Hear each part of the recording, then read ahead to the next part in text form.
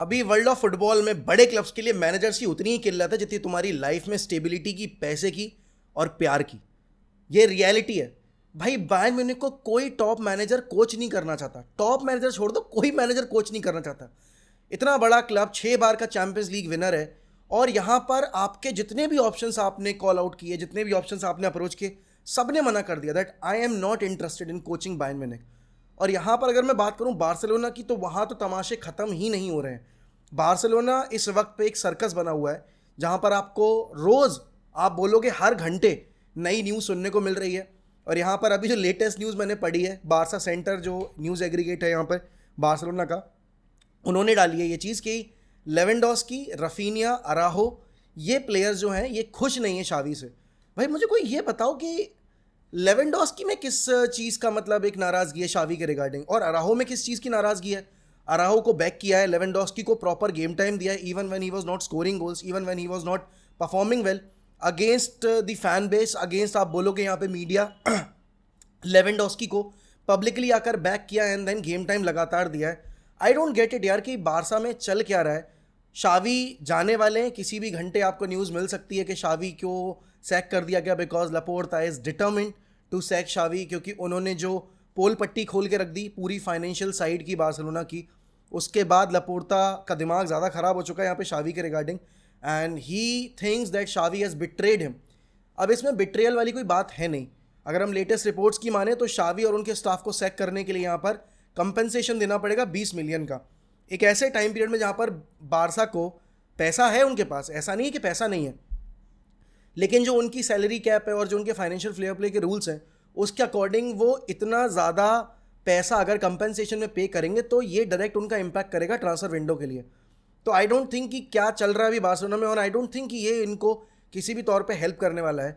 Thomas Tuchel ने यहाँ पर बोल दिया है कि I am not going to continue at Bayern Munich. मैं यहाँ पर एक म्यूचुअल एग्रीमेंट रीच नहीं कर पाया बायर्न म्यूनिख के बोर्ड के साथ, एंड आई थिंक ये this is about self respect, क्योंकि जिस तरीके से थॉमस टूकल को हटाया गया, उनसे बीच सीज़न में ये कमिटमेंट मांग लिया गया कि आप इस सीज़न के बाद यहाँ पर जाओगे, सेम चीज़ यहाँ पर शावी के साथ की, बट फिर गुलाटी मार गई बार्सिलोना बोर्ड और शावी को यहाँ पर उन्होंने कहा कि आप एक और सीज़न रुको और अपना जो कॉन्ट्रैक्ट है उसको फुलफिल करो, उसके बाद आप अगले सीज़न में ख़त्म होने के बाद जा सकते हो।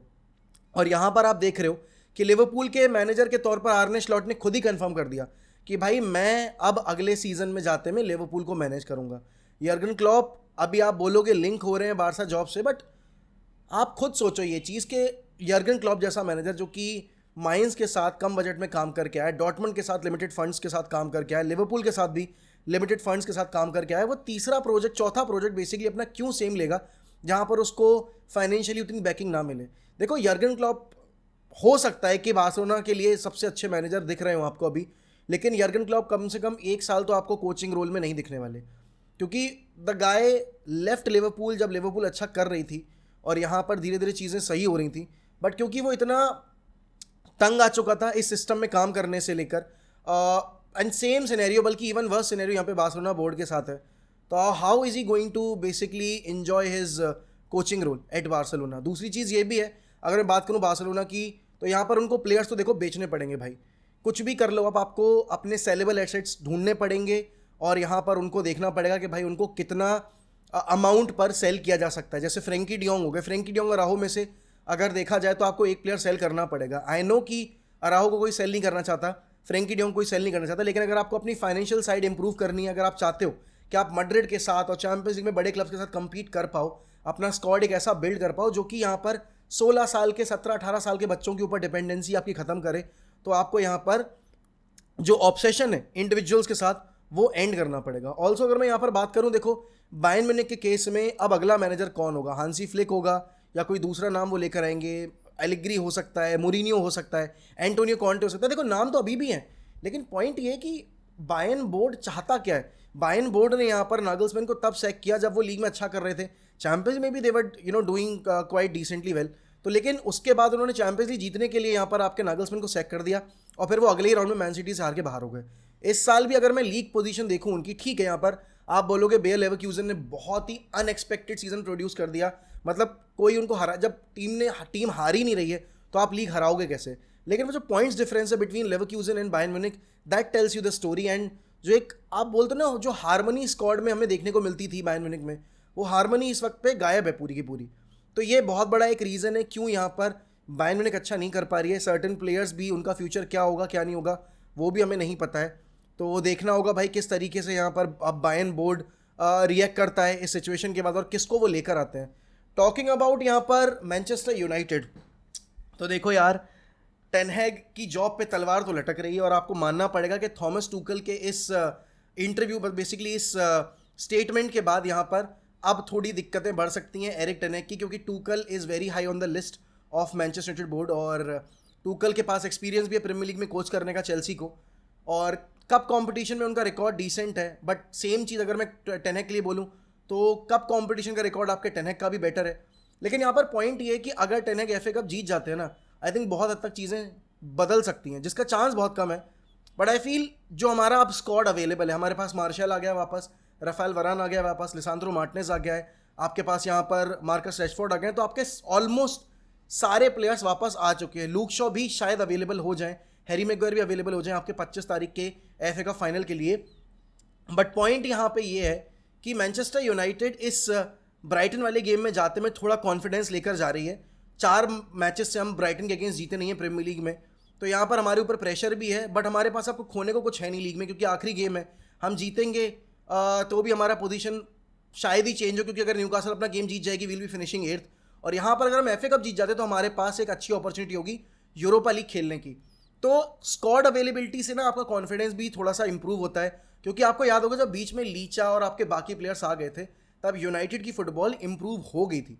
तो यहाँ पर मैं इसी चीज़ की उम्मीद लगाए बैठा हूँ कि आने वाले वक्त में जब हमारा एफए कप फाइनल होगा, जब हमारे पास बेंच पर ऑप्शन होंगे, तो टेन हैग की बॉडी लैंग्वेज भी थोड़ी पॉजिटिव होगी और हमारा जो गेम ऑपरेट करने का तरीका होगा थोड़ा सा प्रेगमेटिक होना चाहिए। अगर आप एक्सप्रेसिव फुटबॉल खेलोगे ना मैन सिटी के अगेंस्ट, तो आप अपने पैर पे कुल्हाड़ी मारोगे, और वो चीज़ एक ऐसे टाइम पे कर पाना पॉसिबल नहीं जब आपका सीज़न पूरा डिरेल हो चुका है एंड यहाँ पर आपके लिए ये लास्ट पॉसिबल अपॉर्चुनिटी अपनी जॉब भी सेव करने की। ओल्ड ट्रैफर्ड ने अपनी जो फीलिंग्स थी वो जाहिर की हैं, फैन बेस भी मेजॉरिटी टेन हैग को बैक कर रहा है, लेकिन फैन बेस के बोलने से, फैन बेस के रिएक्शन ज़्यादा फर्क पड़ता नहीं है। मैनेजमेंट जो डिसीजन लेगी उसके ऊपर डिसाइड होगा कि भाई यहाँ पर टेन हैग की जॉब बचेगी या नहीं बचेगी। आप सबको पता है भाई इस वक्त पे मैनेजर्स की इतनी मारा मारी है, और यहाँ पर अगर आपको वक्त रहते डिसीजन लेना है तो यही वो टाइम है जहाँ पर आपके पास टूकल हो गए, मोरिनियो हो गए, कॉन्टे हो गए, हांसी फ्लिक हो गए, इन सारे नामों पर डिस्कशन किया जा सकता है। ग्रैम पॉटर और साउथगेट का नाम मेरे ख्याल में अगर कोई कॉन्वर्सेशन में लेके आ रहा है तो उससे बड़ा बेवकूफ़ कोई नहीं है। It doesn't make sense for us, it doesn't make sense, absolutely no sense. But यहाँ पर डेफिनेटली यार बारसा अगर मूव ऑन करना चाहती है तो उनके सामने 3 ऑप्शन है। रफा मार्केज हो गए आपके, हांसी फ्लिक हो गए एंड थॉमस टूकल हो गए। तीनों में से रफा मार्केज के नाम पे ज़्यादा डिस्कशन हो रहा है, वो उनके जो यूथ टीम है उसके कोच हैं। बट रफा मार्केज को आप प्रमोट करके वही शावी वाला खेल करोगे, एंड शावी तो चलो अपने आप को प्रूव भी करके आ रहे थे आपकी कतर लीग में, लेकिन यहाँ पर रफा मार्केज के पास तो ऐसा कोई बड़ा एक्सपीरियंस है भी नहीं। अगर इनको लग रहा है कि Rafa Marquez could be the next Pep Guardiola, तो ऐसा नहीं होने वाला भाई। जो यूथ टीम के साथ स्ट्रगल कर रहा है वो मेन टीम को कैसे कम्पीट कराएगा आपकी रियल मैड्रिड के अगेंस्ट, जिरोना के अगेंस्ट, एटलेटिको मैड्रिड के against, Real Sociedad, Real Betis, इन सब टीमों के अगेंस्ट। तो डेफिनेटली यहाँ पर प्रेशर है बारसा बोर्ड के ऊपर। लपोर्ता को अब पता नहीं भाई किस तरीके से चीज़ें सुधारनी है, क्या करना चाहते हैं वो, क्या नहीं करना चाहते हैं। But this has made Barcelona laughing stock in front of global media, in front of global football fan base, क्योंकि Barca is one of the biggest institutes in world of football. United और Barca का हाल almost same चल रहा है अभी, चीज़ें clear नहीं है। मैनेजमेंट लेवल पर लोग जो डिसीजन लेते आए हैं उसके चक्कर में अभी आने वाले कुछ साल और ख़राब हो सकते हैं, एंड प्लेयर्स जो खेल रहे हैं क्लब के लिए वो सारे के सारे सेम लेवल पे कमिटेड भी नहीं है। तो I don't know how it's going to be for Barcelona, for Manchester United and for Bayern Munich. But definitely भाई दिक्कतें तो चल रही हैं यहाँ पर। आप बोलोगे बायर्न बोर्ड तो पता नहीं अब कैसे ही इस सिचुएशन को डील करेगा, क्योंकि ग्लासनर ने रिजेक्ट कर दिया, फ्लिक से कॉन्वर्जेशन ब्रेक डाउन हो गई, देन आप बोलोगे यहाँ पर टूकल ने मना कर दिया, बाकी मैनेजर्स जिनके साथ आप कॉन्टैक्ट में थे उन्होंने आपको मना कर दिया। Everyone is rejecting Bayern Munich, and पता नहीं ऐसा क्या देख रहे हैं मैनेजर्स इस टाइम पे बायर्न म्यूनिख में जो कि गलत चल रहा है, जिसकी वजह से वो अपना फ्यूचर कमिट नहीं करना चाहते। बट देन अगेन आपको क्या लगता है भाई बारसा का अगला मैनेजर कौन होगा अगर शावी सैक होता है तो? बायर्न का अगला मैनेजर कौन होगा इस पूरे सिनेरियो के बाद? एंड यहाँ पर क्या एरिक टेन हैग अपनी जॉब बचा पाएंगे अगर वो एफए कप जीतते हैं? तो ये सारी चीज़ें बताइए मुझे कमेंट सेक्शन में। मिलता हूँ मैं आपसे बहुत जल्दी लाइव स्ट्रीम के ऊपर। ध्यान रखिए अपना, बाय बाय, टेक केयर।